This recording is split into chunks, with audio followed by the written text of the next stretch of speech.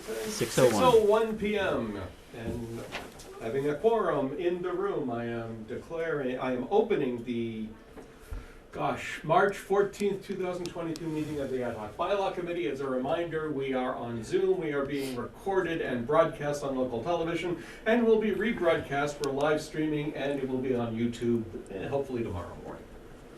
Okay, and I'm going to open the Board of Selectmen's meeting as well. Ditto and all that other stuff. Okay, so before we get into the review, let's talk about a few things. Okay, the most important thing is money. As you all may or may not remember, last year the Ad Hoc Bylaw Committee asked for $8,000 for bylaw review, for legal review, and we only got 4. And we're doing much more than half the bylaws. We're planning to do more than that. So we'll have to see how far $4,000 goes. I've said at the beginning, we need to do first 5 chapters all at once. And if we can't do that, there's no use doing anything because we'll just have inconsistent government. So if we can get 5, then we won't do chapter 6, which is one of the things we'll be reviewing tonight. If we can get all that, then we're great. We're in communication with town council to see what sort of expectation she has. I have a bit of info to get to her so that she can understand how much is coming at her. I've also told FinCom their immediate reaction was, we don't have any money in the reserve budget. I said, I'm not trying to say we need a reserve fund. I'm just here to let them know that there's an issue and we may need to be creative to find a way to fund whatever bylaws we're going to put on amendments, put up at town meeting. Okay, open issues from the last meeting. Most of them are very straightforward. Fixed the MGL chapter and section for the accountant.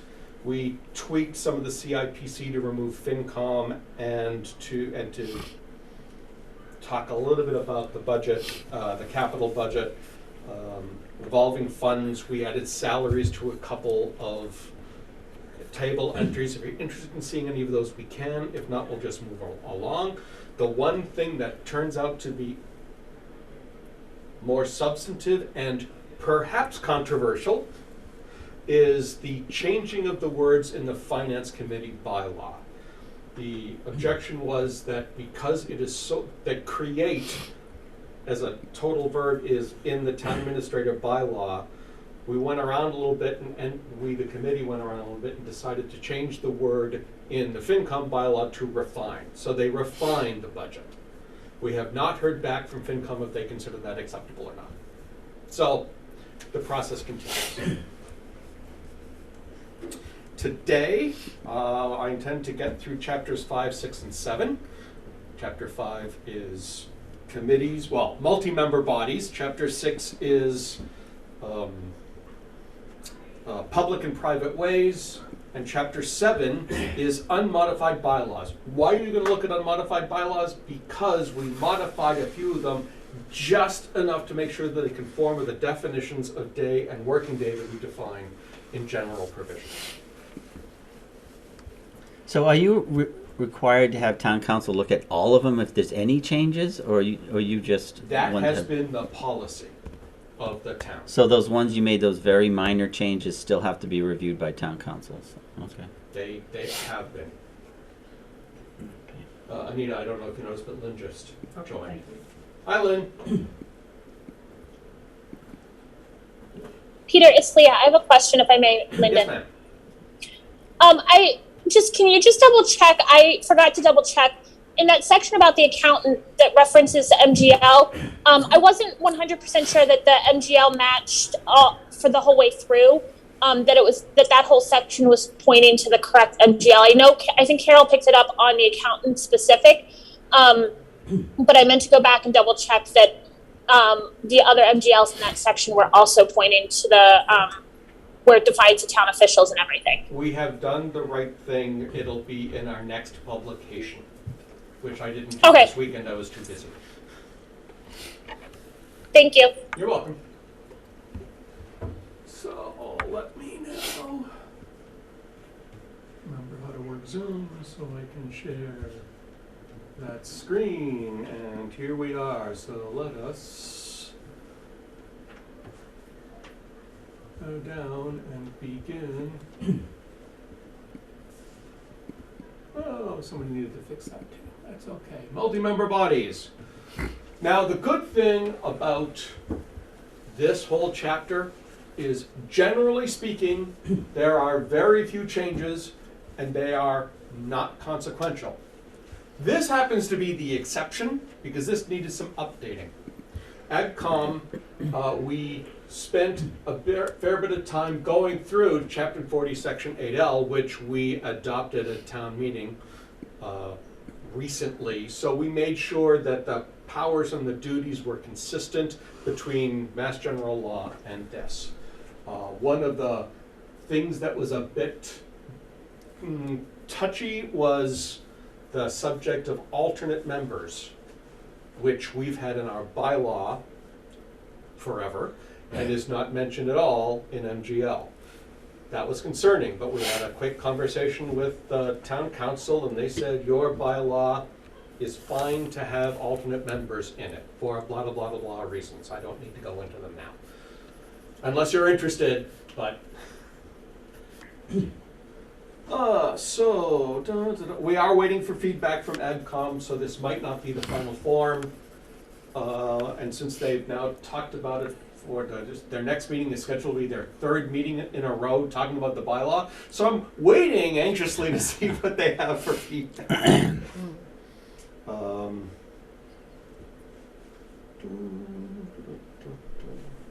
Right, okay. Looking at my notes, there's nothing particularly fascinating. Membership is as it was before, with the exception that we took out everything that we covered in the general provisions section all about membership. I had a question about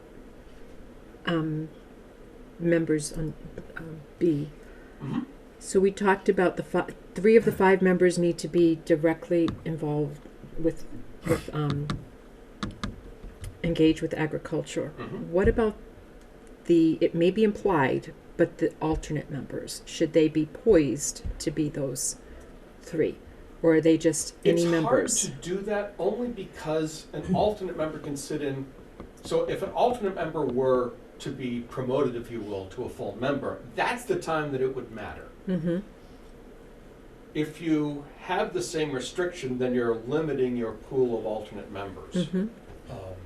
I will say nobody's mentioned it, nobody's brought this up, and I don't remember us discussing or even thinking about it when we talked about this bylaw. So the wording is fairly well as it was before. So we can certainly pass that message to AgCom to see what they think about that. They might be coming back to you after their 3rd meeting. They may very well.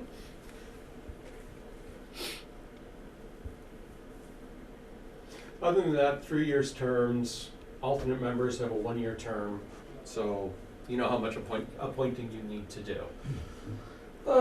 Commission shall engage in the pursuit of agriculture and agricultural-based opportunities. That's really soft and squishy. Most of the duties here are soft and squishy, but they are a promotional board more than anything else. So, Commission shall act as mediators, advocates, educators, and/or negotiators on agricultural issues. This actually truly comes into play in statute when we get to right to farm, because AgCom is in fact defined to be a mediating body in that bylaw when there are conflicts between neighbors around agricultural issues. We don't like to swallow your chickens. Commission shall coordinate agricultural-related activities with other governmental bodies or unofficial local groups. So it's basically they're the outreach for other bodies, whether governmental, quasi-governmental, or NGOs. Another really soft, weak one, the commission shall work towards preservation of agricultural lands. Uh-oh. Hello, Mr. Chair. I'm going to ask you to try to reshare your screen. The one that's actually showing on Zoom is whatever you pulled up first. And I don't know why that's different. Because I'm showing the wrong window. I thought I did the right thing. Thank you very much. Let's try again. Why do you think that's screen 2? Fine. Just share that. Make it easy.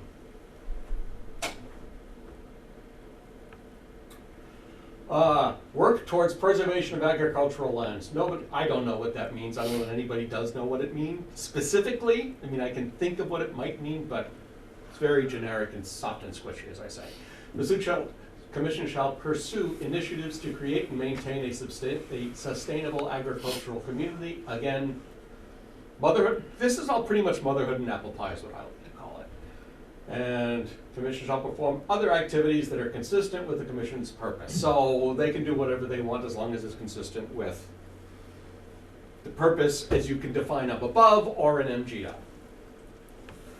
So,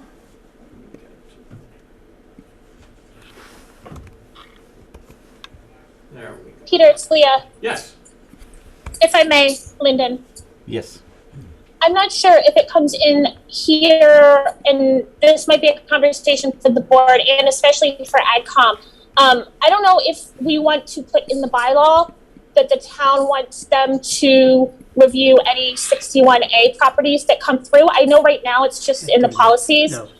And per MGL, it's not a requirement, but I didn't know if we wanted to formalize it a little bit more, that anything that's 61, coming out of 61 or converting from 61, we want to have AdCom.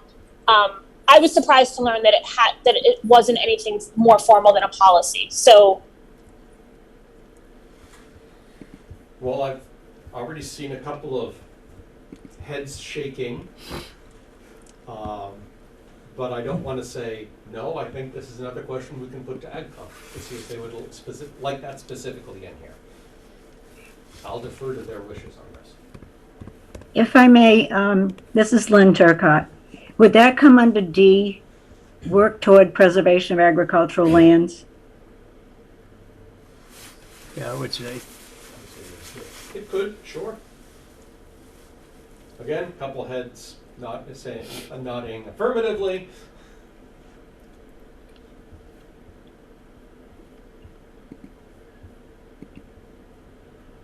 All right. A, Commission 5, powers may apply for, receive, expend, and act on behalf of the town in connection with federal and state grants or programs or private grants related to local agriculture with the approval of the select board. Now, it becomes a fascinating question because of all the things we've changed recently. Doesn't that make more sense to say approval of the town administrator? Mr. Chairman? if I Yes. may. So here, the problem I see, to be consistent with the town, is it's okay for them to apply for, but in order to accept a grant, that's gotta be done by the Board of Selectmen. So in any other agency or any other group, we can apply for grants, but if the grant, again, we changed the policy recently, but to accept a grant, unless it's a small grant that's under 50,000, the policy we just stated, the approval of the grant has to come to the Board of Selectmen. Particularly, we were concerned about the area where the grant might have an impact on the long-term budgeting of the town. So I think you might wanna say, Change the last to be clause consistent with in the accordance with town grant policy. Yeah, that's what I would do. I change that, but to be consistent with town grant policy. Yeah. So that's what you should, and then you'll take away the whole problem. Mhm. Because that policy, quite frankly, we don't want it in the bylaw because we need a little bit of flexibility as it Absolutely, changes. So it should, absolutely. if we connect it to the policies, the policy changes, you won't have to change the bylaw. Commission may receive gifts, bequests, or devices of money or personal property of any nature and interests in real property in accordance with 8L. So that's, I believe part of this was already in the bylaw. We just said you've got to do it according to 8L. It may be referenced in the GL, but that does need to be with select board approval. To receive a gift, request, devices of money needs to be approved by select board. I just looked at the GL. Okay. It does say that, so I don't, by referencing the GL, you would be saying it twice, but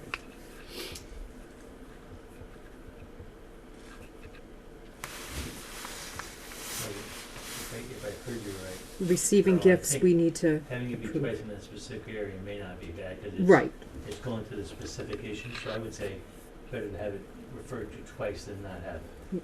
I agree. Because then you have to guess if it, you know. Right, because you just add within, with the approval of the select board in accordance with, and it says the same thing. Yeah.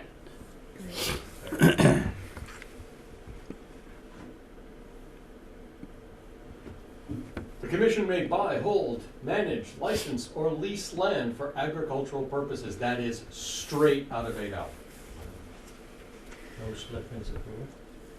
No select board approval for that? They can buy land without the board of selectmen approval? You're gonna lease land, it's gonna cost the town money?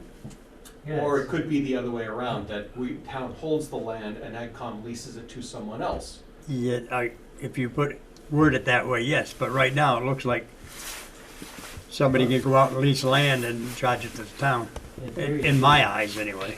In theory too, they might get a grant to purchase land.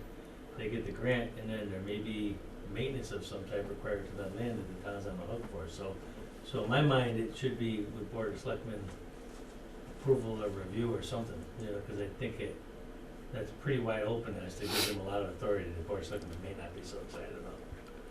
I mean, it probably isn't gonna be a problem, but it could be.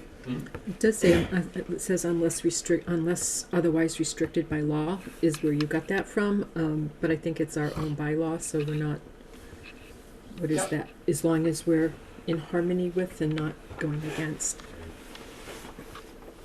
And is there, because we have another commission that has similar RDIC, are there clear delineations between the two that they don't ever step on each other's toes, I guess? Actually, this is where this bylaw is not as broad as 8L.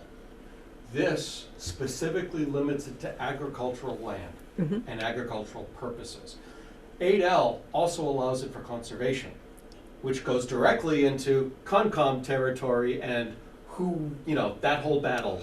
I simplified it by limiting limiting this to agricultural so that Concom has conservation, AgCom has agricultural.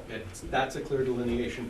I haven't looked at RDIC's space, because I don't remember, because I don't have a bylaw for them, so occasionally I look at the MGL section for it, but. They have purchasing power through state law because they're an authority. I just don't know if it's unlimited, like, that select board doesn't have to approve or not, but the power they have, that's the difference between them and the Economic Development Commission. They have the ability to buy land and stuff, and sell land, but I just don't know. Sell land, buy it, I don't see where they can buy it. Yeah, they can actually buy it too. They can buy it for redevelopment purposes. But the question here is, does the Board of Selectmen have any power to review? I don't know, Skip. I'm not sure. But the whole point of authorities, the concept behind that is them to buy underdeveloped land and turn it into developable land. That's why they have the authority to purchase under those type of authorities. Without, Again, they would have to have. without, they'd have to selectmen come to you if they approval? need money. without selectmen approval? Well, again, if they had money, generally what happens is. Oh, if they had a lot of money, times the okay, Board of yeah, Selectmen will okay, give them a yep. piece of property. You give them a piece of, let's say we repossessed a piece of property, and then we gave it to them for redevelopment, right? We could do that. That's one way they could sell land under that power, but there's a lot of potential options here. Sometimes if they accumulate money through sale of other properties, they buy other properties. So again, I only point to, and I'm pretty, almost 100% definite on that. The only thing I'm not sure about, Skip, is do they need any selectmen approval or not? I don't know if they do, but under state law, but that, I'm just not sure about. I'm just not sure. But it's different than here, because the whole concept of that is to redevelopment abandoned or unutilized properties, and it gives them a lot of power to do that, but I can't imagine doing it without the Board of Selectmen approval. I guess I'm looking at more of a referee kind of, well, it could be agriculture, it could be conservation, it could be, and who's, not that we're buying a lot of property right now, but in the event in the next We should 6 at least have the years, structure in place, um, in the theory that someday we may. a clearinghouse for who's highest bidder or something. Well, even if you don't have the power in the bylaw, Carol, doesn't mean you couldn't buy land and turn it over to them and stuff. There's a lot of things you could do, even if it's not in the bylaw. You give them the power, the board of selectmen has the power, you give it to them to hold land or whatever, you can do that, they don't need the bylaw for that. Now, one of the things that I find interesting about this, again, straight out of 8L, is AgCom does not have the power to sell land. I think that's why lease is in there. Now, if AgCom takes over a section of 61A land, I don't know what the process would be to be able to sell that if we ever wanted to. That's a highly complicated problem that'll undoubtedly involve town council. Again, that board of selectmen would have the power to sell the land, so I think that power rests in the board of selectmen. They would have to come to the Well, board of except that if it's held by the AgCom, you need to get it out of AgCom's hands to do that, selectmen. I think. AgCom could, the power transfer Yeah, to the they- board of selectmen if they wanted to. Again, I think that's technical how it's done legally, but I think it has the power to do that. And that's it. Other questions on AgCom?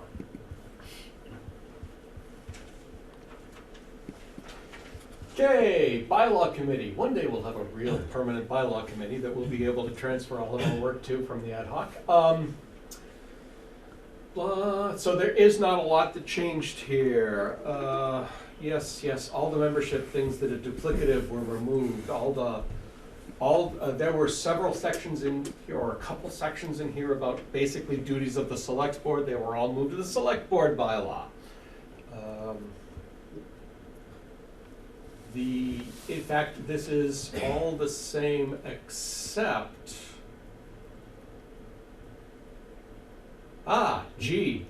Committee shall review Attorney General decisions regarding general bylaw changes, it should be changes, and suggest appropriate amendments. So this explicitly closes the loop that once it starts, at some point, bylaw committee's involved before town meeting, and then it's got a whole process, and the AG sends back comments that somebody has to decide what to do with those comments, and it's been, quite frankly, a black hole. Mm-hmm. And we're making it not a black hole, we're making very obvious who's responsible for doing that. I have a question, just as a policy question. Yes. Under 6.2, reasons for such denial, so the committee shall document in writing the reasons for such denial. On policy, where do those live? Bylaws would be in the bylaws, but denials, you're documenting.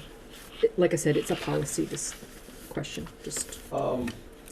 It's a fair question. It would be in our minutes, and it would be in this committee's minutes. Correct. And it would be sent to the initiator of the bylaw change, whoever that is.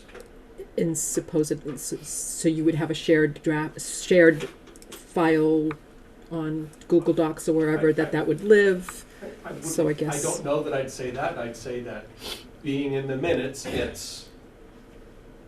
I got to pass it off to the town clerk. Okay. Thank you. Like I said, just policy Yeah. question.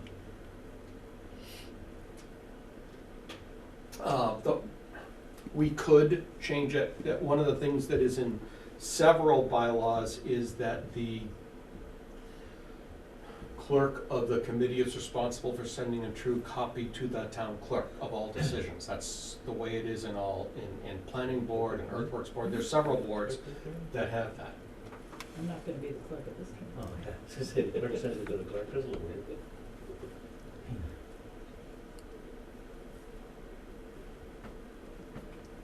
Not gonna be a voting member.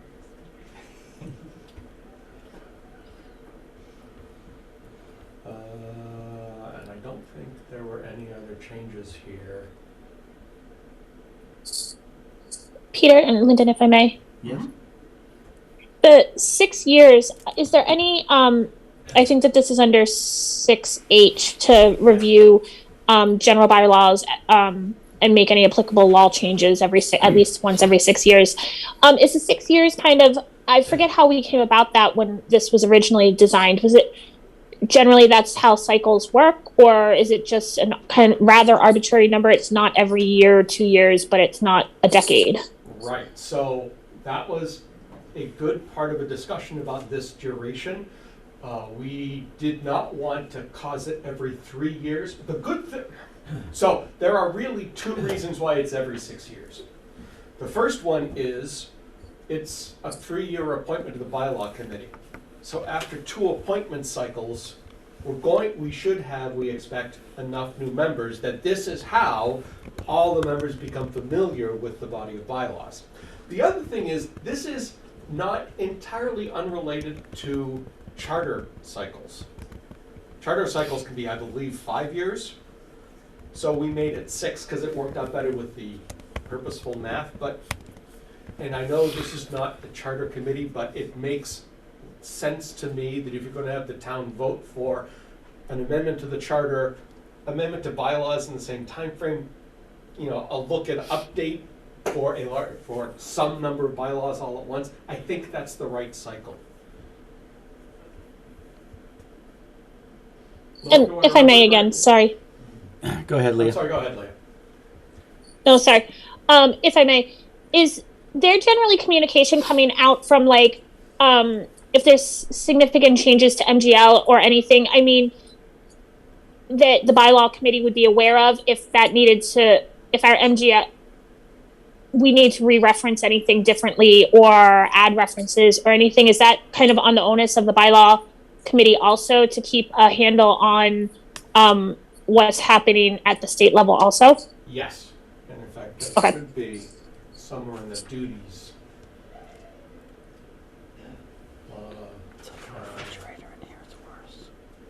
My nose is freezing. No, it's actually not in there yet. This is one we should add. What about section D? Shall review all general law that's the changes. one. Thank you, Lynn. Yes, I'm blind. So that's exactly what it is. It's no, actually, that's not D. D is the other way. Somebody else recommends and bylaw committee gets involved. This should be proactive work the committee does to review changes to MGL and court law, case law, that impacts our bylaws. We've actually had a couple instances where inconsequential bylaw changes, the last time we did the earth removal bylaw, we put that through the cycle, and the AG said, you guys haven't touched this whole thing, but you should understand that this section needs to be reviewed because case law such and such and such impacts it directly. So this is where I maintain you're right that we should have that. Until Lynn came on. We should have affirmative duty that this bylaw, that this committee is responsible for reviewing.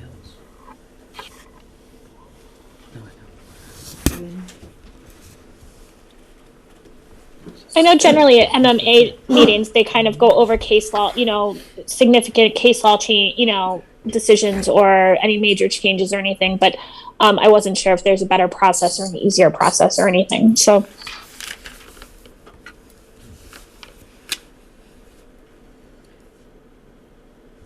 I'm just taking a note here. Okay.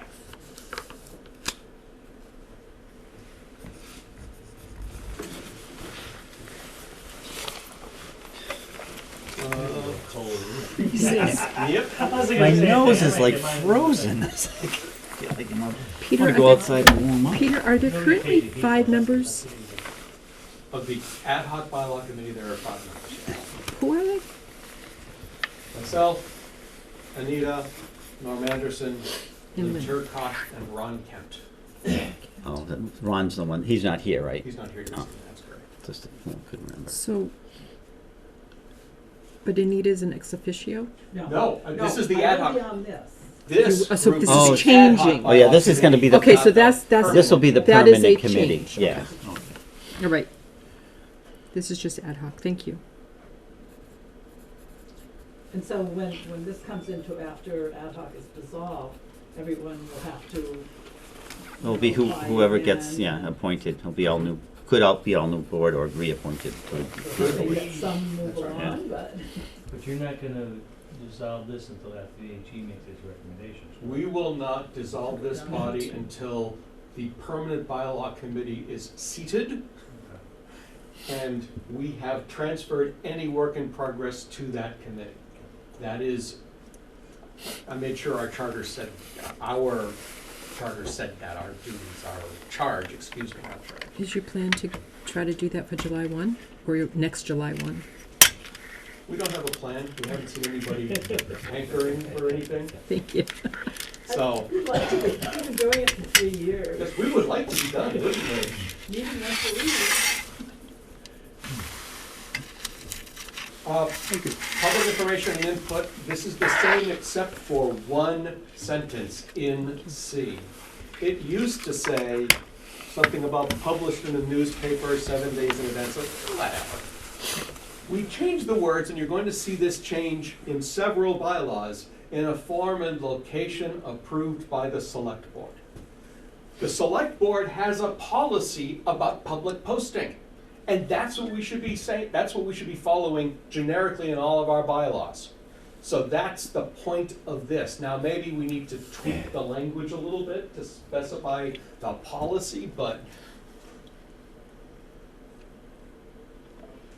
So if the select board were to say, you only have to put it on the website, we only have to put it on the website. Select board says we have to post it in 7 places around town and the newspaper, that's what we do. Although, that does raise a different question of where we get the funds to post the newspaper. But I'm just gonna that's to say the bylaw committee.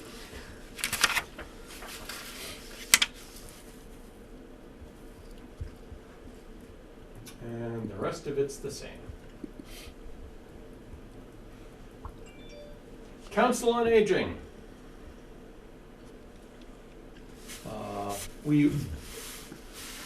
Besides removing all the things that were duplicated elsewhere, the biggest change is the purpose. Because we took the purpose from the general laws. Reworked a little bit, but I mean,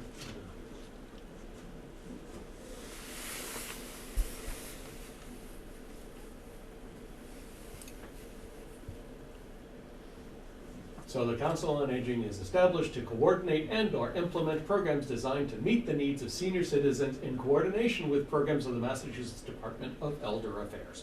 There.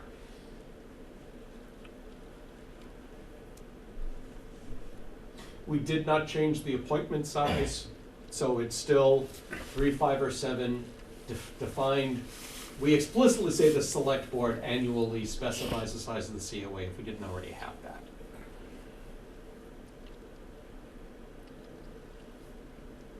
Although, So if we only get 3 interested, it's a 3-member board. that's right.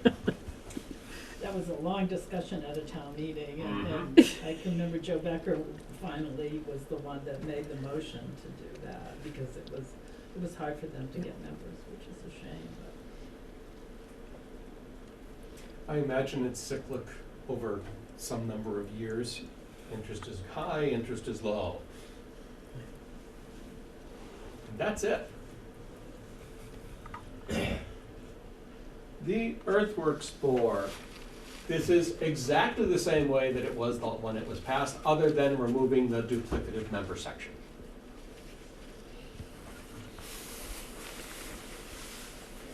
Are there any questions about any of the multi-member bodies? Because that's it, we only have 4 bylaws for all the committees that we have. I mean, appointed, I mean. Moving on. Used to be called highways, which is a term that is correct, but in our opinion, leads to a misunderstanding of the intent of this bylaw. Because it's not, when people think of the word highway, maybe they'll go all the way down to 122A in size and nothing smaller, when in fact, this is a bylaw that impacts all town public roads. Okay, ways, sidewalks, trails.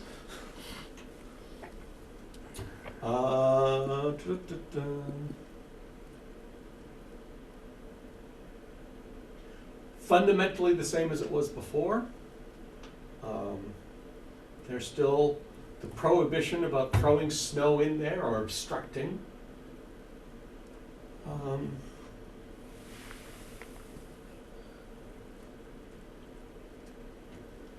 Where did we have? Yes, obstructing. So we did change the words in 5A. It used to say placed in debris in public streets or squares. So we broadened it a bit to be any public way or any public right of way. You're not allowed to obstruct them. And in fact, that'll make it too broad. I'd have to change some things. I'm wondering if this should be extended to include private ways in public use. There are many laws that have that provision that say not just public ways, but also private ways in public use. I think we're opening a can of worms. Right, well, I mean, I guess it would depend on if we're maintaining them. I mean, if the town is maintaining those roads, we should have some rights to limit what they can do, but if it's a private way and the town is not maintaining that road, why would we have a say as to whether they want to throw their leaves or the snow in their road? Well, I think that's what in public use. Well, I could think of only one reason. I could think of one reason. If it was a private way, let's say it was 4 houses on a private drive, and somebody blocked it and our ambulances or fire trucks couldn't get to it. Right. We need to have the power to be able to get to it. That's one thing I could think about top of my head. But whoever is doing that would be liable because I think that would go unsaid. You don't have the right to block a shared driveway, and I can understand the emergency vehicle issue, but if we're not maintaining and we don't have really any rights to the way other than to travel for emergency purposes, I don't think that we can tell them they can't throw their leaves in the road. Or the snow, or whatever else, if we're not plowing it. I'm okay with not changing it. It's To- just a thought that I had here. To address the streets that are approved and are on the approved list that we resurrected, if you wanted to somehow include that, because we are private roads that we plow Right. and that are approved for plowing, they're on our list. So you'd have to say private roads unless they have some kind of an agreement, maintenance agreement with the town would be. I would say you'd have that's to. a public way anyway. If we're taking care of the maintenance of it, it's a public way, else we couldn't. See, but we're only plowing them. We're not maintaining them in any other way. We're not like Right. re-graveling and we're regrading obviously allowed and on draining. it, so in my opinion, that would be a public way since our maintenance guys are on it. I would consider that a public way, even though you're correct, the land is owned privately. You gotta be careful, 'cause you've got Cool That- Sandy Beach. That doesn't make it a public way, in my Right, opinion. 'cause We're just agreeing to plow those roads for safety purposes, but we're not maintaining them in any other way or taking any other responsibility for those roads. Well, if that's our only If you call it a public way, then we take on a lot more responsibility than just plowing it. What's this road right over here by Blair's, between the donut shop and Blair's? That's private. Yeah, Do we do kind of maintain that? we do. Yeah. Kinda, but I say leave it alone. I And think if, so. and if we Yeah, I can't, if we can't plow something on a private road, So we be turn it. around. Yep, so be it. Right, I mean, yeah, if it gets to the point that the residents on that road make it impossible for us to plow it because they're throwing the snow in the road, we'd just continue plowing it because we're not obligated and, right? I would leave it Just alone leave it. because we're gonna end up, That's right. we're gonna end up in a lot of trouble if we start admitting to any responsibility to things. Scenic roads, another one that we are waiting for feedback. We actually have some feedback from Historical Commission, and we are waiting for other feedback as well. This is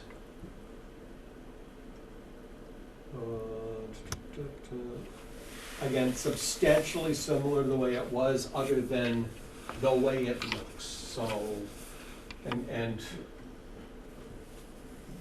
so this is one where I'm pretty sure we significantly changed some flow so that the sequencing in the bylaw makes more sense, we think, than it did before. I don't think I plan to hit every section because this is a pretty long bylaw, not the longest by a stretch. So, but here are some things we did change. We talked a lot, we described more completely the process to make a road a scenic road. There's a single sentence in the current bylaw, which number one suggests that the select board must place an warrant article whenever anybody asks for a scenic road designation. Or, by the way, a removal of the scenic road designation. That's always been part of this bylaw, it's just never been made, I don't want to say this. Removing from the list was mentioned once, and there was language that suggests in the process that it was only for adding. We've changed the language to be more considerate of if someone or a board wishes to remove the scenic road designation. It's not happened. I'm not suggesting it's going to happen anytime soon, but I just thought we should have a consistent bylaw for that purpose. So, when a town body is considering recommending a road to be designated as a scenic road or remove such designation, such body shall hold a public information meeting where the public shall be allowed to provide comments. I have lots of comments here about that meeting and how it needs to be held. The holding a meeting is brand new, and it was based on things that have happened in the last couple of years here. The whole point is transparency in government and knowledge to the people who are directly affected.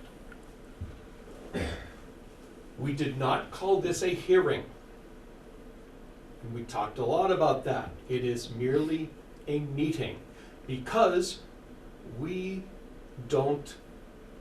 know that not all the boards that have explicit authority to recommend scenic road status have funding to notify every abutter, everyone who lives along a road they want to make scenic.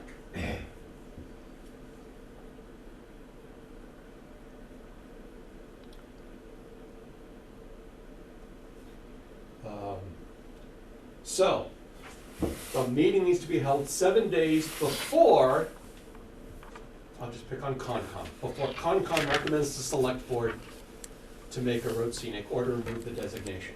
And 7 days before that is when the notice has to be published in a form and location approved by the select board. There's that language again.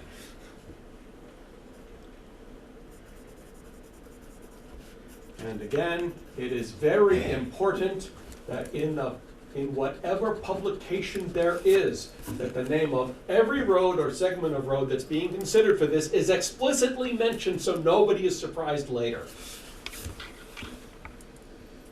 But such notice need not be sent by mail to landowners unless otherwise required by statute.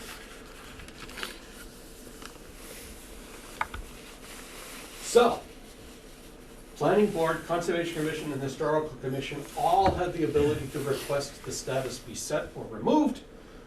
And so those are the three boards that are here. And upon recommendation, the select board shall consider placement of an article in the next town meeting warrant.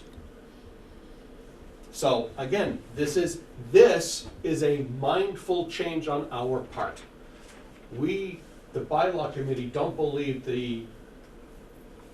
I'll pick on planning board this time, the planning board should say, you must place this article on the town meeting warrant. I think that's the wrong thing. I think that's the wrong process.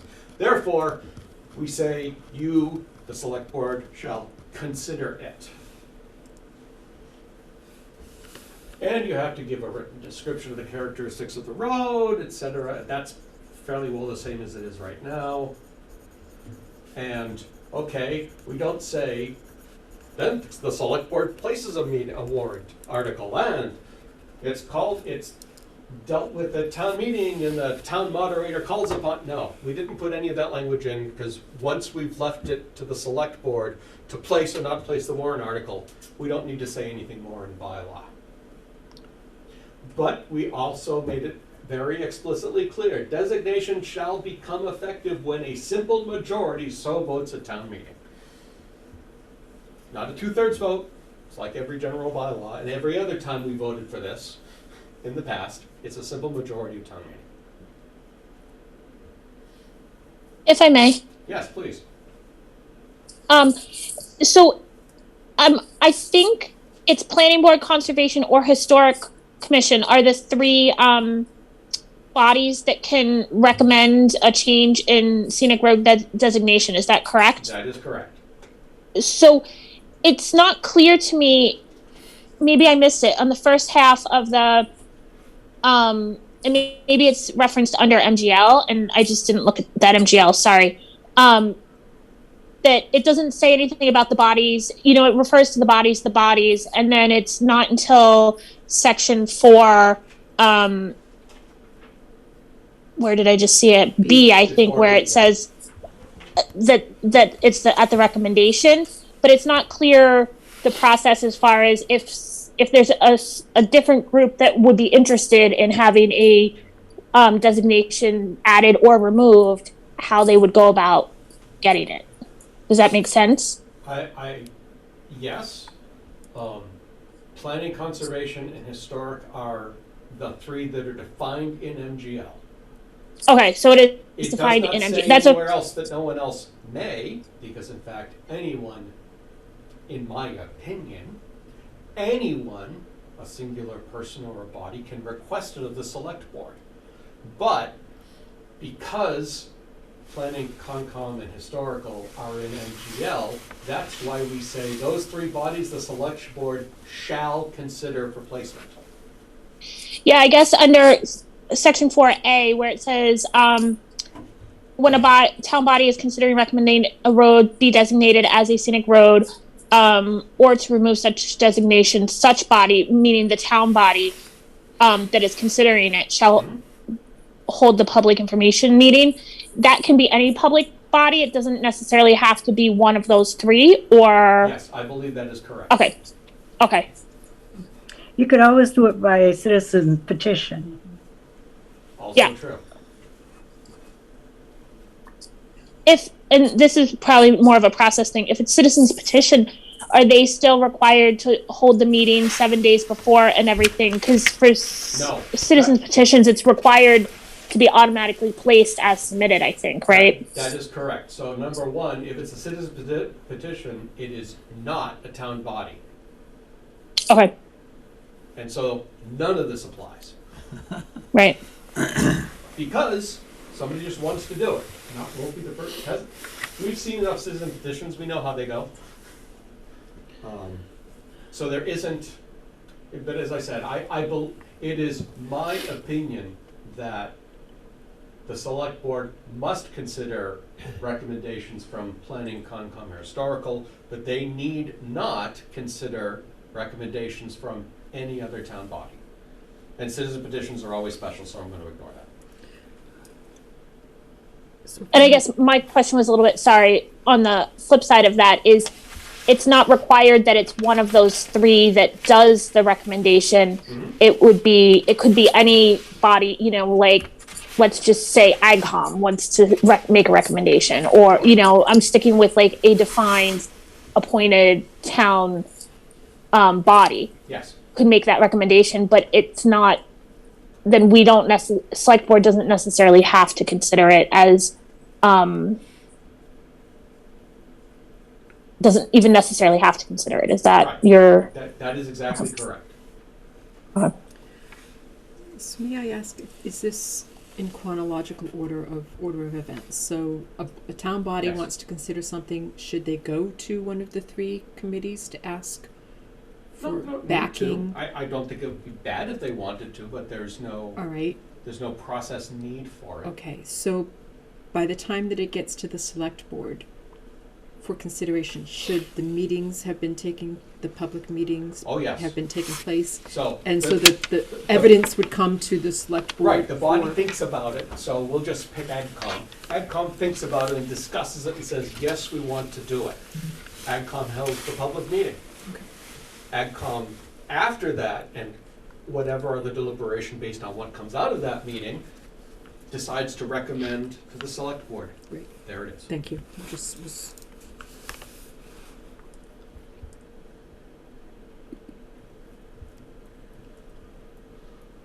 Okay, so there's a lot of structural change, but not a lot of meaningful change from here on out. So there are changes which require approval, which is how many trees in a certain distance you're allowed to cut down without tree warden approval. And how much of a stone wall are you allowed to destroy without planning board approval.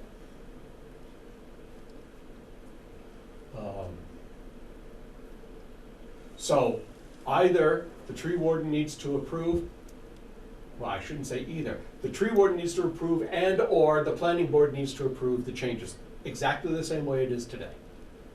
With, I believe, the same language that's in the current bylaw, except for 2E. So A through D are already in the bylaw. We added E. We believe that there should be that changing from changing the surface from unpaved to paved should require full approval of the planning board. So I'm just going to pick on Britnall, one of my usual scenic roads that I travel to frequently. If, let's just say Joe says, we've looked at the math, the only way we can maintain this road is to make it paved. Especially with all the new sewer and water that's on it, whatever the reasoning is, he doesn't just get to make that decision on his own. He needs planning board approval through the hearing process.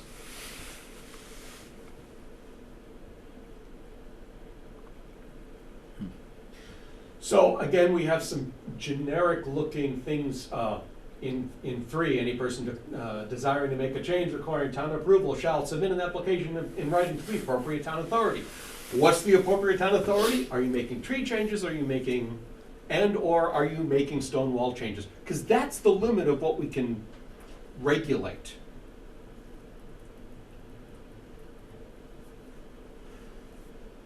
Pretty generic. You can't start the work until all the approvals have been received.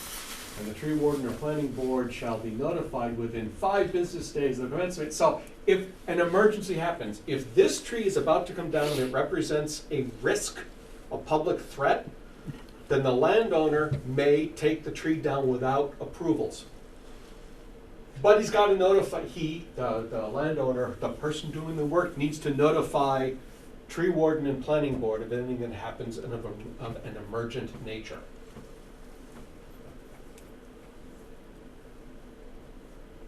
And again, it's not an individual making a decision on their own that there's a threat to public safety. It's a public safety official, fire chief, police chief, an officer, somebody who can look at that and agree that it's a threat. So as far as the paving, so if the Ag Commission made a recommendation for one of the roadways to be designated as scenic, Yes. and then then Joe wants to pave it, it's the planning board that decides, the Ag Commission has no say on whether it's paved or not? That's correct. I'm actually looking at all of this and thinking, why are we having scenic roads? Because People- if I want to build a house and put a driveway, I can have the stone walls removed, and I'm not seeing what's being protected. It's still Well, walls. Huh? It's still walls for one. No, because the planning board can say, go ahead and destroy them. Well, yeah, But it's just for the opening of the Well, even then, if somebody wanted to Right. completely take down a stone wall, there is nothing in this bylaw that would prevent that. Other than the planning board has to agree that it's okay to do that for whatever reason. If planning board agrees, it's fine. If the tree warden agrees, you can clear cut the entire frontage of the property. You're allowed to do that. So I guess that's what I'm saying, at the end of the day, Well, what's the so- scenic road for? Because we have scenic roads that are, I mean, we've still got that hanging on our agendas, because there's 5 or 6 roads And that, so we can put a little sign on there saying, this is a scenic road, with a post, a Can't you little tell? plaque, Who's gonna maintain the sign? highway department. Well, it just makes like the residents on a dirt road go through more hoops if they really want to get their road paved, and because it became a scenic route. I mean, it's I mean, if we look at, I'm just going, without naming developers, there's a new, relatively new development on Brent Knoll called, what, Hilltop Acres? Or Hilltop Estates now. Yep, stone walls and trees, and everything's. so it puts in that developer's hand, or anyone who's developing land, more process they need to follow before they can do everything they wanna do. That's what a scenic road does. Just It a puts a roadblock. little more process right. in. It's just more. I can't tell you how many times applications have been made to make changes. I can't tell you how many times they've been approved. I can't tell you how many times they've been denied. There is a process that allows the planning board or the tree warden to say no. And not a lot of guidance into why. Or they could just say no. They can just say no. I don't like you, Linda, you can't cut any trees. I don't have any trees. I know it. I was clear cutting my house. It's only those scenic people that have the trees. I like my scenic Yeah. road, and I like my dirt road. Yeah. But I don't like mud season. All right. So. If I may, sorry. Yes. Yep. To kind of, I don't want to keep belaboring this point, especially since it seems like there's feedback still pending from some of the other boards and commissions. But did historic or conservation or planning have any feedback? Is it MGL that states that planning is the only one that provides basically the yes or no? Or can Yes. it go to those three to offer, basically go to historic and conservation also to offer recommendations to planning then? I'm just wondering if those three were the ones that were able, the initial bodies, then why why or how everything falls to planning. I don't have a preference. I'm just curious. It is planning, because MGL says it's the planning board. Planning board has jurisdiction over the changing of stone walls, and tree warden has jurisdiction over cutting down of trees. That's MGL, and that's the And that's the was authority there they have. any feedback from any of the other boards and commissions on this particular bylaw about adding in for Rutland's bylaw that it seeks guidance, as obviously as long as it's not a non-emergent issue from, at least historic and conservation also? I don't remember seeing that in Um, the historic. Peter, if I may, Yes, please. the planning board has to hold a public hearing. And under B3, they have to provide notice, or under B4, to the Historic Conservation Commission, Tree Warden, and DPW. And traditionally, at least since the new Historic Commission has been in place, we show up at the hearing, and they listen to us. Right, so They don't that's, always yep. follow what we have to say, but they'll listen. Right, so the planning board is, again, by It's a little bit MGL, better. required to notify, as it says in 4, Select Board, Conservation Commission, Historical Commission, Tree Warden, Department of Public Works, and all abutters within 300 feet of the proposed work area. They all get notified in the mail, yes? So, And I guess I was just thinking, is there any interest from anybody? I don't, again, and maybe this can just be an earmark for whatever, in requiring feedback from conservation and historical, because this just says that planning has to notify, and I agree that I think historical definitely has been showing up. I'm not sure. I think conservation has also. Peter, you're usually there anyway for cable, but since those are the three that we stipulate prior, do we want to ensure that there's feedback from those three? Put the onus on providing feedback as well as alerting them of the upcoming changes, hearing potential changes, whatever. I understand what you're saying, but you're also, if there can be a timing problem, because if historical just met and they're not going to meet for another month, they're not going to meet the 30-day from, it's 30 days from the receipt of the application to do work. That's when a hearing has to be held. Whether or not Concom, Historical, Select Board, Tree Warden, DPW, whether or not they have any opinion. And so putting an extra time block is a potential bomb in the process, in my opinion. I'm not sure if, Leah, I don't think that's what you meant. I think what you're asking is under B4, sending copies of said notice to the same people as you're notifying of the decision. You're not asking them to meet, you're just notifying them. That's correct. So I don't know that would interfere with timing. You're No, not it's- asking them to meet, you're just... It sounded to me like Leah was asking that there be feedback from each of these bodies. Yeah. And that's Yeah, the I part was- that creates a risk in my opinion. Yeah, I was kind of looking at it almost similar to our 61A process, where within 30 days or whatever, the notices go out, in our current policies, they go out to the boards and commissions, and we hope to have feedback from them within the 30 days that we can, as a select board, move forward with decisions.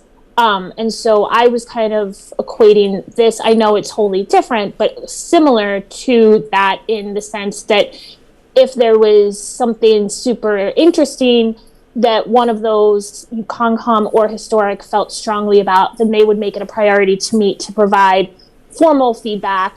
If not, then it can be, a more general blanket. You don't need, we're not interested, or, show up at the hearing and provide feedback there or something. I don't know. Again, I was in my mind equating it a little bit more similar to the 61A process, the 61 process, but different boards and commissions. Yeah, I think the waiting for feedback is always going to be an issue. It's certainly an issue in our 61A process, and I don't see that as a vast improvement over what we have for scenic roads. I would suggest that we include all of the people that we've included in the notification of the decision to be just notified of the upcoming, of what it is. It's like, you didn't tell me beforehand, but now I've got to notice that it's done and I had no say. Even as a person, I guess. So the 30 days you're asking for.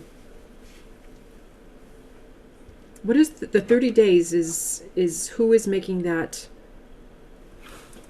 decision? The Planning town, board the decides planning that board. it has a valid application. Okay, so and then Actually, this is not correct, because that should also be tree warden, shouldn't it?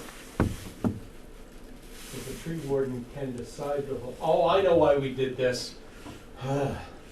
So, the tree warden doesn't have to hold a public hearing. The planning board does, and if there's something that affects both, there is to be a single hearing that the planning board sets up. That's MGL. So that's why only the planning board is mentioned here. So, the planning board decides when an application has been properly completed, and once that decision's been made, they have 30 days to hold the hearing. I guess instead of looking for feedback, I'd say heads up. You're giving them you're giving more commissions We are and literally committees. sending them notice. Right, but you're not letting them know that it's gonna happen. You're just sending them a final outcome. No. No. Copies of said notice, which is the notice of the hearing. They know before the hearing occurs that the hearing is going to occur. This is notice of hearing, not notice of decision. But in 4, that's the notice of hearing. C3 is the Okay, decision. we're not at C yet. We're not there yet. Okay, but I think that's where, where Leah had jumped to too. You're just notifying the same people of the hearing as you've notified of the decision. I guess that's all I was looking for, Well, consistency. Yeah, I Okay, haven't sorry. read that in a while, so I'm not there. Got it. I'm still on B. So any other questions about things through B?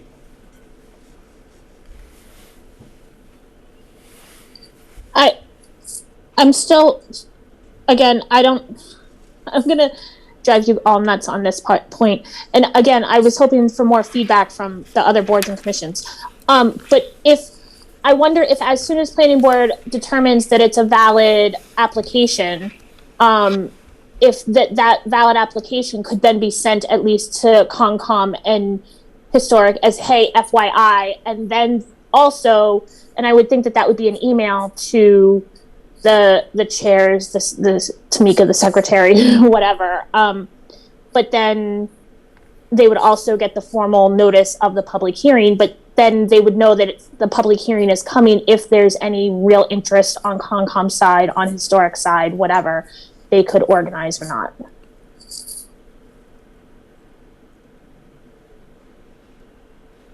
We'll move to Norm. Any thoughts on that?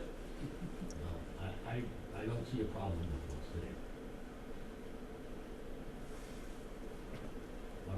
I mean, part of it is I hear a lot from a lot of different boards and commissions that there's no communication between and among the different boards and commissions, and nobody knows what the right hand's doing when the left hand's doing something different or whatever. So I'm trying to streamline as far as our processes in-house, as far as if notices come in for a change, whether that's the 61 changes or road changes or whatever. How can we try to alert the groups that may have an interest, that because they're either defined to have an interest or whatever, if that makes sense. I'm not trying to be difficult, I promise. So I think what you're saying, Leah, is that the planning board has to hold the hearing within 30 days, but they may get the application and it may take them a whole meeting cycle to decide the date, but the date still stands, the 30 days starts with the date they get the application. Right, and it's deemed that it's a valid. Yeah, so you're saying a little advance notice to boards that may be interested? Yeah.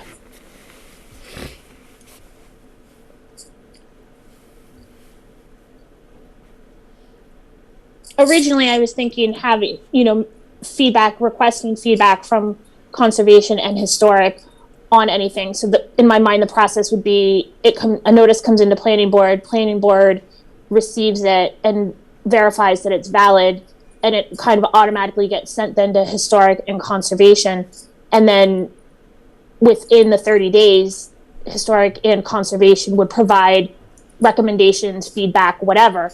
If that's not feasible, at least alerting them a little bit in advance of setting the public hearing date or the public meeting date and everything, as soon as it's determined to be valid, would just give them, both those boards, some additional time. If they were interested, they could have a meeting on, post a meeting and talk about it, or they could show up at the public hearing or whatever. All right, so we're just repeating ourselves, so I'm shutting this down by saying the committee will discuss it.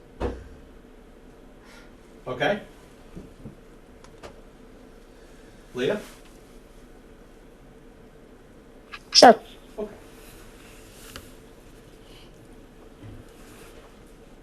Deliberation and decision. So these criteria are straight out of MGL, and planning board or tree warden may require some form of compensatory action based on whatever changes are being made. You're going to destroy 30 feet, create 30 feet somewhere. I just an example. We did something. And it makes sense. So, They take out 10 feet of stone wall without permission, and we require them to rebuild 50 feet. there you go. So that's different. Because that's unpermitted work.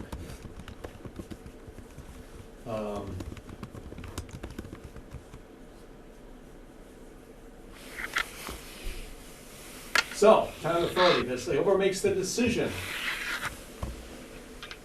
notifies within 30 days of the close of the public hearing or the decision is made. In the case of the tree warden's work, and a copy of the decision shall be sent to. Now, we can't just say everybody who got the notice. You may notice the very last clause, and as appropriate, the planning board and tree warden. So if tree warden's taking an action, he needs to tell planning board, and if planning board's made a decision, they need to tell tree warden.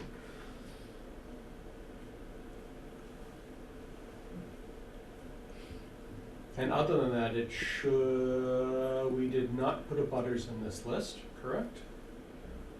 Yep, select board, so the town bodies are notified of the decision.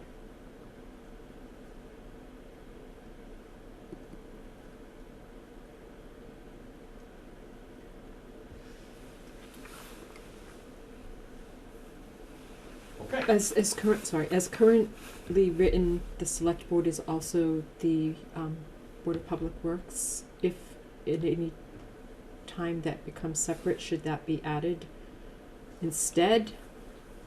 Or right now and then? I don't know if it even needs to be Well, the question is, incorporated.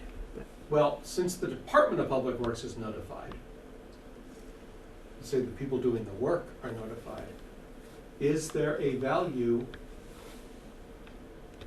an explicit value to the Board of Public Works knowing that a section of stone wall is going to be torn down, or a set of trees are going to be taken down? I know it's water and sewer, but I don't know if it. You would hope that he would tell the board, but maybe it should be.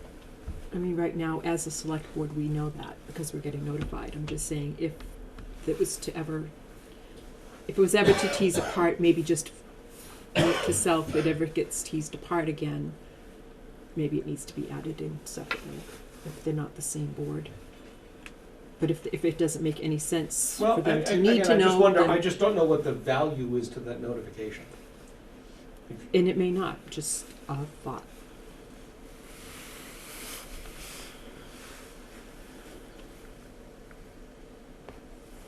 Okay.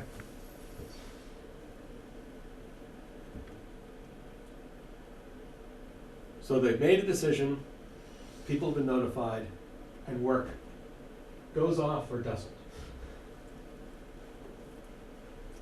The planning board may adopt regulations. This is straight out of MGL and straight out of our current bylaw. We had fun with the language on violations and penalties.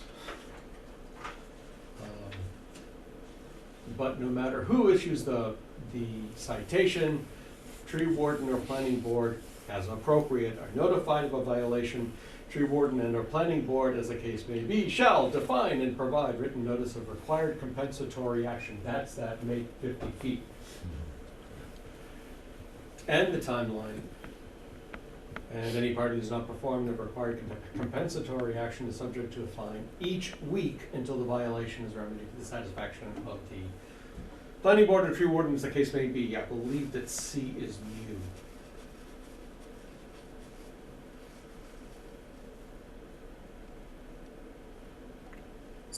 Sorry, is it defined which town officials are eligible for or responsible for issuing a citation, or is it just a free-for-all? That's out of the fine table. The schedule of fines, which you haven't gotten to. That's who defines who can enforce this bylaw. And offhand, by the way, it's the planning board, the town planner, I added that one. Building inspector, DPW superintendent. I think those are the four. That we explicitly put in authorities.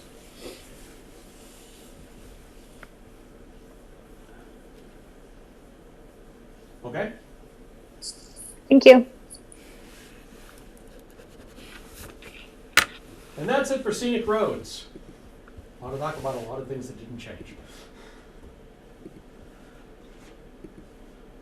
Article 3, connecting driveways to roads, used to be called permit for entering highways.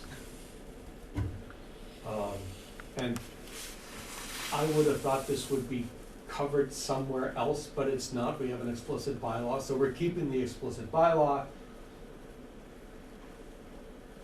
You're not allowed to connect your driveway to a town road without obtaining a permit from the superintendent of public works. Unless you're connecting to a road that's under state or federal jurisdiction, in which case this bylaw doesn't apply because we have no authority. Peter, I have a question on that point specifically. Mhm. I see the citation at the bottom, any numbered state route, for example, and I don't remember the specifics about, I'm going to use 68 as an example, that it's a numbered route, but I think it's under town jurisdiction. Yes, it is. So that is in fact not a numbered state route. It is A numbered state road or something, Yeah, right? exactly. Like something, a numbered road, or, okay, so it's the wordage there. I just wanted to make sure that Yeah, we can, I think we can certainly take a little time and revisit that language. Because I agree, as said, it's confusing, nobody would know whether or not It's which Route parts of 66, 56 Route apply and 68, which yeah. parts don't. I agree. Right.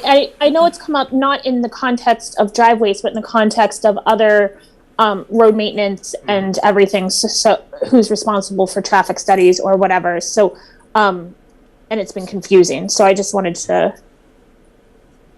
Yep, thank you.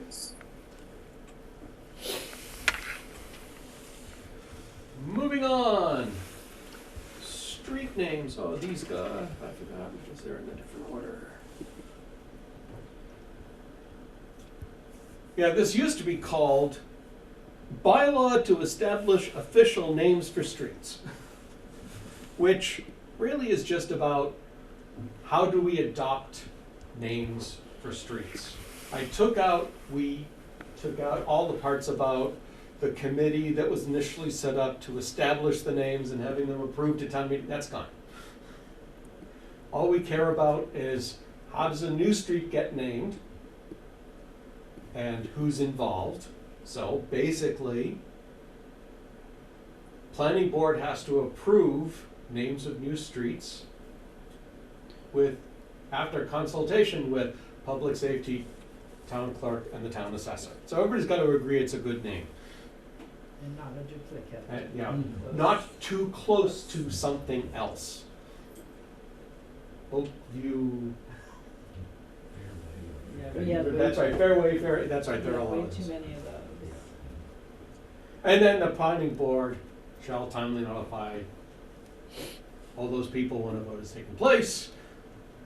And town clerk shall maintain the official list of all public and private street names. So yes, this includes private streets. Nobody gets to make a new street and just name it themselves. It has to go through the planning board for approval. Now, that's normally done through subdivision, so there's nothing, that's not out of the ordinary for their process. He says hopefully.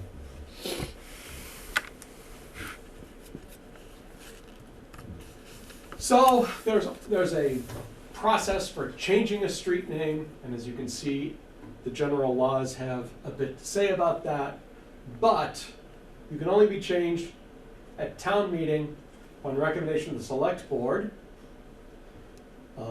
So there are two cases here. The select board likes the change and the select board doesn't like the change. If the select board likes the change, it's a simple majority of town meeting. If the select board does not like the change, it's 2/3 of the town. have to agree. Again, straight out of general laws.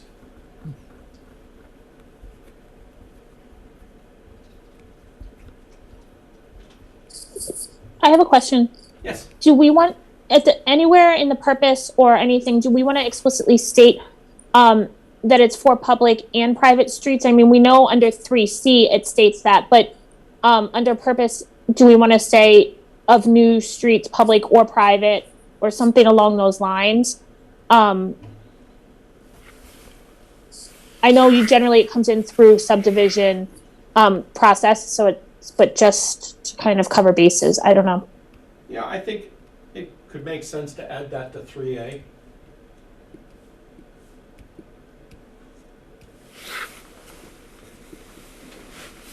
And actually, there's a horrible adjective, approved, the name for an approved street.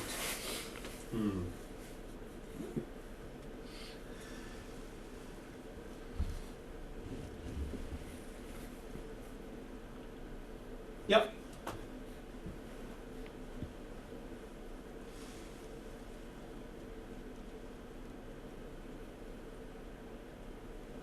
Anything else on this one?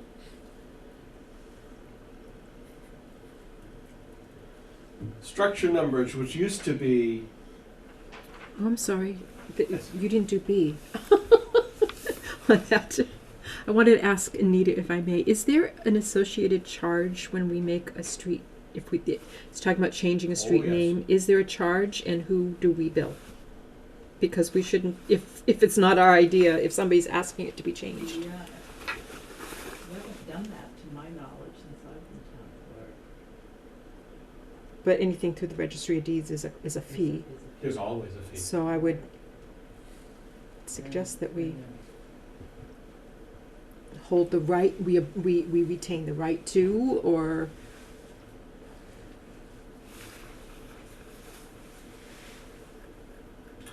Well, okay. Here's the tricky part with that. If it was approved at town meeting, the whole town has to get the bill. I would maintain. It's not up to the person who asked for it, because town meeting, the body approved of it. And so therefore, shouldn't the body that approved it? what is the cost? You don't know. It's some base number, it's a few dollars to start it, and then some small number of dollars per page. Can you tell I haven't looked at the fee structure of the registry of deeds recently? Well, I didn't expect you to answer. But I guess I'm just, as now policy, we put that into if it's going to town meeting. No, oh, by the way, it's going to cost you as a town $100. I think just transparency, we talked about transparency and all that, so I don't know. Because I'm a firm believer in we nickel and dime ourselves into debt. Well, I'd have to go back and look to see why this is probably in the general laws, and that's part of the problem. Because who's ever going to reference the one-off, one-page document that says at town meeting such and such on article whatever that this street name was changed to that street name? Who's ever going to reference it? Because we don't record in the registry of deeds the list of roads, right? So this is a really oddball thing to have to put in the registry of deeds, but so be it. This I will mean, be a maybe Dick it's Williams going, associated remember with when? some plan or plan. I don't know. I can feel that cold. Again, for something we haven't done. Yeah, I know, but I mean, there were a few years and years ago, and I'm not even sure whether they went anywhere. The last name changes that we did were way before they got anywhere. It was some in the subdivision, and it was just the change form on your subdivision regs before it ever got anywhere. well,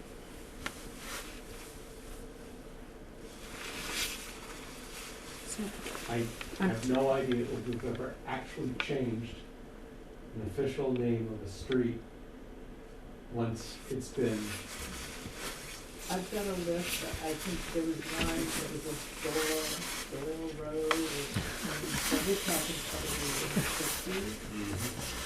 Just know. Maybe one coming up. Yeah, there's probably gonna have to be one coming up. Oh, yeah, I bet. So that'll be a test for,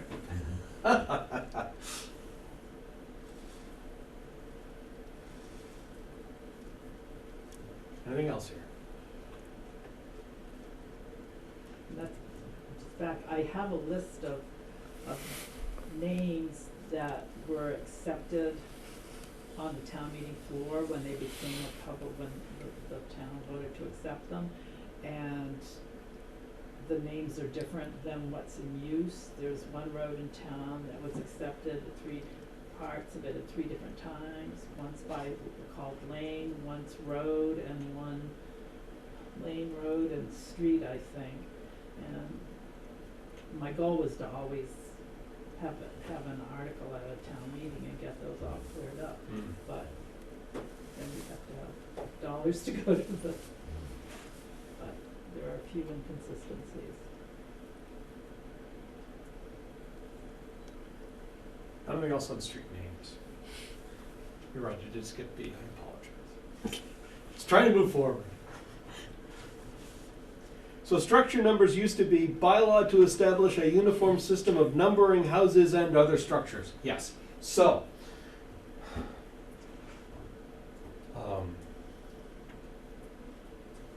it's a little vague exactly what structures need numbers and which ones don't. If a garage is separate, it doesn't make sense to need it. But a barn, I don't know. Clearly separate businesses, or it's getting, there's some fuzziness here. We recognize that there is fuzziness here. So what do I have here for notes?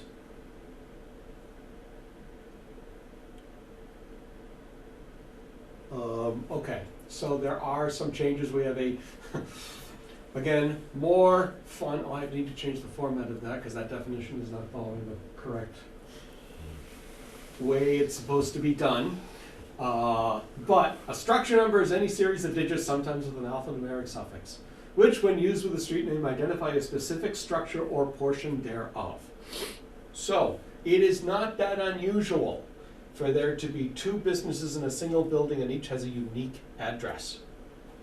And whether it's 41A, 41B, or 41 and 44, No, it couldn't- assigning the it couldn't numbers, be. well, it's actually next, it's town Have to be clerk shall. 43. What's that? It'd have to be 41 and 43. It's on the same side of the road. Could be 45. Yeah, you said 44. It depends. There's a whole lot going on here that is just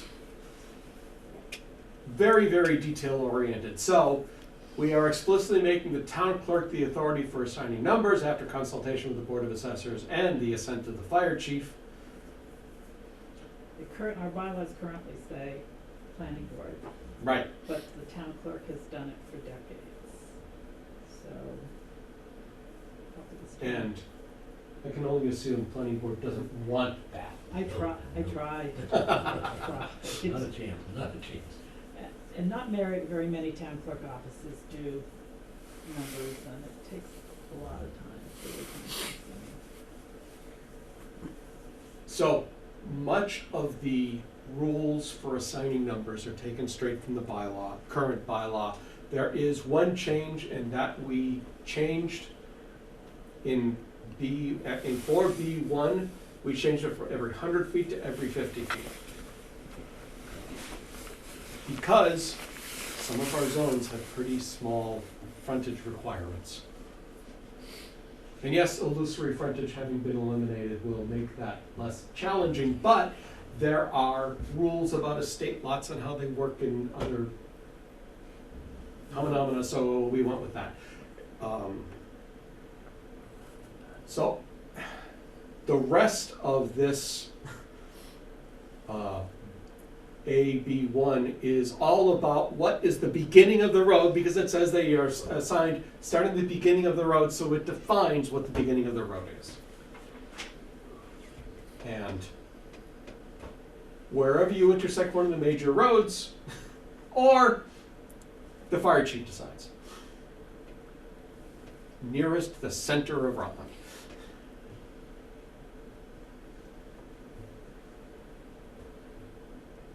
I tried to give it to the fire chief too. That didn't work. And when structures are close than 50 feet, consecutive numbers should be assigned from the nearest 50 foot. So basically wiggle room on exactly how long each one is, how much frontage there is required for each number. And again, the town clerk can easily assign A, B, Cs as needed. Town clerk shall notify the owner of a structure and other appropriate government agencies when a number is assigned to said structure. So, when a new number is assigned, gotta tell the fire chief, gotta tell the police chief and dispatcher. We didn't list them. Policy. Yeah. We notified, Mass 911 also. Makes sense. So it's not even just local.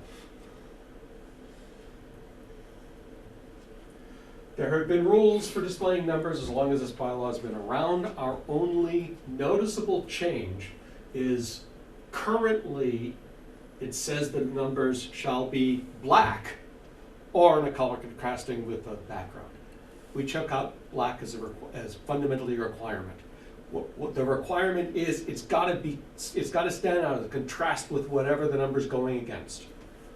So if you have a black background, well, duh, use a white letter. Number. And if you can't be visible from the road, then you have a sign, some display of the numbers at the edge of the driveway.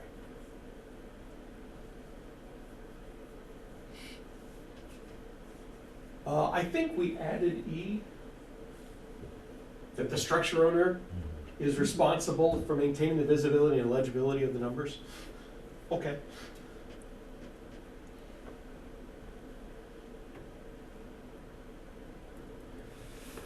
Questions on structure numbers? Because guess what? That's 5 and 6. So I'm going to leave it to you if you want to look at the changes, where we put in day or business day on the 3 or 4, otherwise unmodified bylaws. If you think that's a good use of your time, I'll be happy to do it. If not, I'm happy to skip it. The only thing that you haven't seen is the fine table, which we'll be discussing tomorrow. Yes, I did get it done today. That means we have to do our homework now. And that, nobody outside of bylaw committee, in fact, right now, nobody outside of me has seen what it's going to look like. We need to send it out to all the enforcement authorities to say, do you agree? Do you want to keep these fines? Do you want to add fines? Do you want to remove fines? We added a few based on all the bylaw work that we saw that, in scenic roads, we had one fine we had was cutting down a shade tree. We did not have a fine for removing stone wall. So we made that more generic, and then we added another fine for not taking appropriate compensatory action. So we've added a few. You'll see all of that soon. We've also completely restructured it and reordered it and reorganized it, but you'll get that soon. I'm not going to set up a special meeting for it. When we're ready, I'll have it put on a normal meeting agenda, and we'll take 10 minutes so you can see it. Give us any feedback and we'll move on. It shouldn't take more than that. The fine table's long, That's but pretty cold you're gonna get after this. you guys aren't gonna be that interested in each individual fine, I would suspect. I will warn you, there will be a bit of a hue and cry when people see it, because there are 2 that I crossed off from the Board of Health. Because the Board of Health is trying, the things they're trying to fine, there is no town regulation. And the MGL, for 2 of them, specifically say you can only fine under a regulation promulgated under. If we don't have a regulation, we can't fine. So, I don't know how much consternation it will make, but it's a change and nobody likes change. Are there any questions I can answer for you? Yeah, didn't we put new heaters in this building? Up there. Oh, jeez. I don't know why. This was I think I'm here gonna have 3 weeks pneumonia ago. after I leave here. This thing's been blowing cold air on me all I night. moved. Ugh. Yeah. It's blowing cold air, yeah. Yeah. Anyway, I digress. I think we're ready. I think we're just about ready. Motion to adjourn. I'll second that. Okay, roll call. Clock eye. Benoit eye? Whitman, I. And Nichols' eye. And unless there's an objection, we have, yeah, we just have the motion, Lynn. A motion to adjourn. That's the one. Roll call, Turcotte, Aye. Carlson, Anderson, Crane, aye. We are adjourned. Thanks, everybody.